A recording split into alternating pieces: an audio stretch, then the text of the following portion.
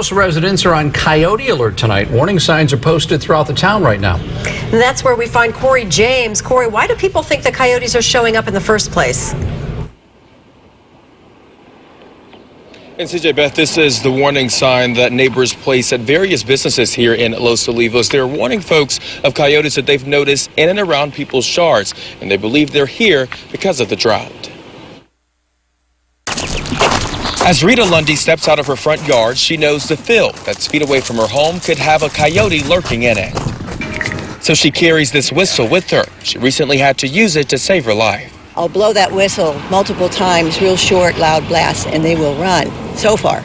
Lundy says though it's not unusual to see coyotes here, it is uncommon for them to stick around. She believes the drought is the reason for that. There's food supplies, obviously, and water, and the two things that they don't have in the outback.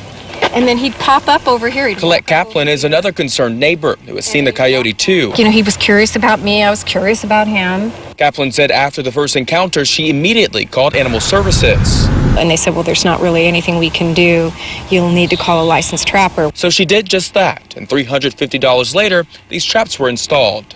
We thought we had a really good chance of catching it. Unfortunately, some neighbor kids popped the trap and scared the coyote off. And now not knowing if the coyote is still roaming, Kaplan just wants neighbors to be on alert.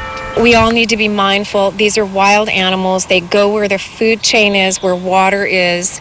And we have to be responsible pet owners and keep our pets inside.